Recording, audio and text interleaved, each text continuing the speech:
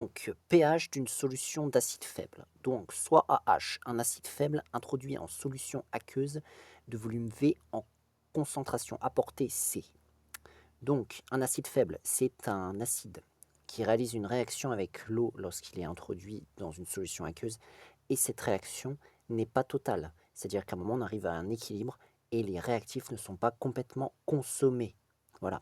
Donc, on introduit dans une solution aqueuse cet acide avec cette concentration apportée, ce qui veut dire que en fait, la concentration apportée, c'est-à-dire c'est la concentration pile au moment où on l'introduit dans la solution. C'est-à-dire on a mis par exemple 1 mol par litre de AH dans la solution. Bien sûr, AH après, il fait cette réaction-là avec l'eau, donc sa concentration n'est plus de 1 mol par litre après qu'il a été introduit dans la solution. Donc c'est ça qu'on appelle la concentration apportée. C'est au moment où on l'introduit. Si on a 1 litre, on met 1 mol dedans, ça fait 1 mol par litre en solution totale. Donc, comment on va faire pour déterminer l'expression du pH d'une solution dans laquelle on a mis un acide faible avec une concentration C et qui a un volume V? Eh bien, déjà, on fait la réaction qui a lieu avec l'eau et on fait le tableau d'avancement qui correspond à cette réaction. Donc, le AH réagit avec l'eau de manière partielle. Le H2O capte son H+, va donner H3O+, et donc on a la base conjuguée A-, voilà, qui est formée. Donc si on essaye de compléter ce tableau, déjà l'eau c'est le solvant, donc il est en excès. Donc on met excès sur toute cette colonne de l'eau, voilà. Ensuite AH, donc on a dit qu'il était introduit avec une concentration apportée C dans un volume V, donc son nombre de moles ce sera N égale C fois V de manière initiale, et donc les produits, il n'y en a pas encore. Donc 0 pour A- et 0 pour H3O+. Donc voilà, nous avons formation comme cela. Donc ça, c'est l'état initial. Maintenant, l'état intermédiaire, donc on remet la valeur initiale pour un réactif et on soustrait l'avancement fois son coefficient stoichiométrique, c'est-à-dire juste 1 fois x, c'est-à-dire x. Et au niveau des produits, on met l'avancement fois leur coefficient stoichiométrique, c'est-à-dire x pour les deux, puisque là, leur coefficient stoichiométrique est juste égal à 1. Ensuite, état final, même chose que l'état intermédiaire, sauf qu'à la place du x, on met le x final, l'avancement final. Et donc pareil, ici, on aura xf qui aurait été formé et xf qui aurait été formé. Voilà. Donc ça, c'est la première étape ici. Première étape, faire le tableau d'avancement pour voir ce qui se passe. Nous, ce qui va nous intéresser, c'est trouver la concentration de H3O+, parce que si on a la concentration de H3O+, on a le pH en faisant moins log de concentration de H3O+. Alors là, on va s'intéresser à déterminer l'avancement final, parce que c'est ça qui va nous déterminer combien il y a de H3O+ à la fin. Et donc, pour cela, généralement, on utilise le réactif limitant. Et là, on connaît le réactif limitant, c'est AH. Pourquoi? Parce que l'autre est en excès, donc il n'y en a plus qu'un qui est réactif limitant, c'est lui. Voilà. Mais je viens de me rendre compte que non, effectivement, c'est pas vrai ce que je viens de dire, puisque en fait, la réaction n'est pas totale. Donc, à la fin, il reste les deux réactifs H2O et AH. Donc, c'est pas comme ça que l'on fait. Alors, comment est-ce qu'on va faire? Donc, on détermine déjà les concentrations à l'équilibre. Donc, à l'équilibre, le AH, concentration, on prend le nombre de moles qu'il y a, on divise par le volume. Donc, du coup, ça va nous faire le nombre de moles qu'il y a, c'est CV moins XF à l'état final, voilà, sur le volume. On va le laisser comme ça. Donc ensuite, à l'état, enfin, je veux dire de l'autre côté, pour le niveau des produits, pareil, nombre de moles qui a l'état final, c'est-à-dire XF divisé par le volume qui est V. Et pareil pour H3+, c'est XF sur V. Voilà. Ça, c'est la concentration de ces trois espèces qui sont là. Voilà. Donc, grâce à ça, on va pouvoir déterminer, notre objectif c'est de trouver XF, hein. Toujours c'est ça, c'est de trouver XF. Si on a XF, on a la concentration de H3O+. Donc, on utilise le K. Qu'est-ce que c'est que le K? C'est le constante d'acidité. C'est la constante de cette réaction. C'est-à-dire que c'est égal à l'équilibre, lorsque le système arrive à l'équilibre, c'est égal à la concentration des produits divisé par la concentration des réactifs, en considérant qu'on met 1 à la place de H2O puisque c'est le solvant. Sa concentration sinon serait énorme. Donc on utilise Ka. Et à quoi est égal Ka? Comme je viens de dire, c'est égal à la concentration de H3O+ à l'équilibre fois la concentration de A- à l'équilibre sur la concentration de AH à l'équilibre. Voilà. Alors on va remplacer par les concentrations qui sont fournies ici. Voilà. Nous allons faire un remplacement par les expressions avec XF. Voilà.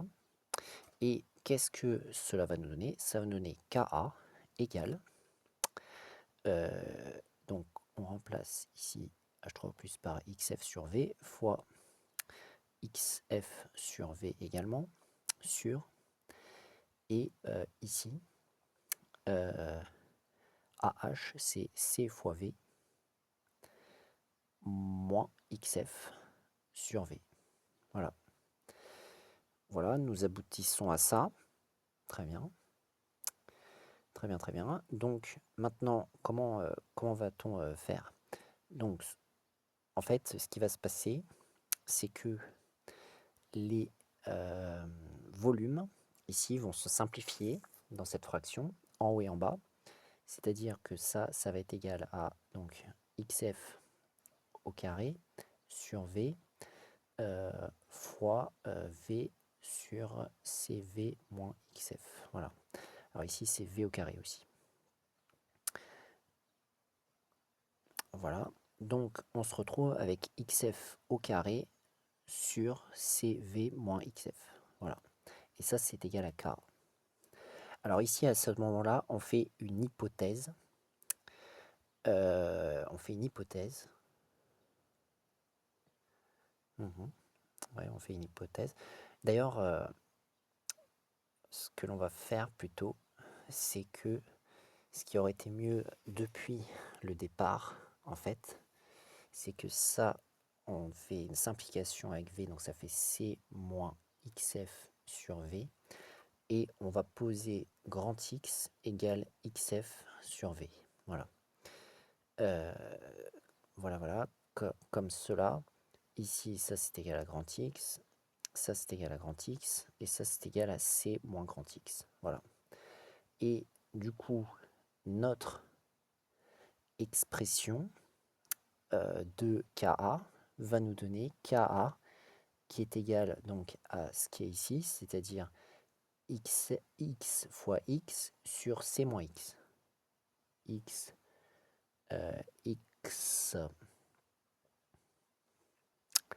fois x sur c moins x. Voilà. Qui va donner x au carré sur c moins x. Voilà. Et c'est donc ici que nous allons faire une hypothèse. C'est ici que nous allons faire une hypothèse. On va supposer que C est très très grand devant X. Voilà. Ce qui va nous permettre de dire que C moins X, c'est quasiment égal à C. Du coup, on va arriver à K qui est égal à X carré sur, et là, à la place de C moins X, on met juste C. Voilà. Et par conséquent, on va passer le C de l'autre côté. Donc bien sûr, c'est une hypothèse qu'il faut vérifier à la fin quand même. KAC va être égal à X carré. Et donc X va être égal à racine de KC. Voilà. Et qu'est-ce que c'est que X? C'est concentration de H3O+. Donc si on veut trouver le pH, on fait pH égale moins log de concentration de H3O+, c'est-à-dire moins log de X, c'est-à-dire moins log de racine de KC. Voilà. Alors, je rappelle que log du racine, c'est égal à 1 demi de log. Donc, on peut retirer cette racine et mettre 1 demi devant. Ça va donner moins 1 demi de log de KC. Voilà. Ensuite, log d'un produit, c'est égal à la somme des logs. Ce qui veut dire que ça va donner moins 1 demi de log de K moins 1,5 de log de C. Voilà. Et il se trouve que moins log de Ka, ça fait pKa. Donc ça va donner pKa moins 1,5 de log de C. Voilà. Donc nous avons comme cela obtenu l'expression du pH. Je ne sais pas si c'est bien clair, mais pH égale pKa moins 1,5 log de C. Voilà. Donc, revenons maintenant à un exemple. Déterminer le pH d'une solution d'acide acétique de concentration apportée, c'est égal 0,1 mol par litre, et K égale 1,8 fois 10 puissance moins 5. Donc ça, c'est la constante d'acidité de l'acide acétique. Et on nous donne une aide de calcul qui nous dit que log de 1,8 est environ égal à 0,255. Voilà. Donc, si on veut le pH, on applique la formule. Donc, pH va être égal à pKa pKa moins 1,5 de log de C. Voilà. Qui va être égal à, donc pKa c'est moins log de Ka, donc moins log de 1,8 fois 10 puissance moins 5, moins 1,5 de log de C qui est égal à 0,10. Voilà. Donc ça va être égal à donc moins log de 1,8, donc on a une aide de calcul, moins log de 10 puissance moins 5, parce que je rappelle que log de A fois B, ça fait log de A plus log de B. Et ici, ça va nous donner moins 1,5. Log de 10 puissance moins 1, ça fait moins 1. Donc, ici, on remplace moins 0,255 plus 5 plus 1. Voilà. Ce qui va nous donner 6 moins 0,255 qui va être égal à 5, donc 7, 4, 5. Voilà, donc on va mettre deux chiffres significatifs, ça fera 5,7. Donc le pH de cette solution est égal à 5,7. Donc voilà comment déterminer, c'est logique puisque c'est une solution acide et le pH est inférieur à 7. Voilà comment obtenir l'expression donc, qui est ici du pH d'une solution d'acide faible de concentration C.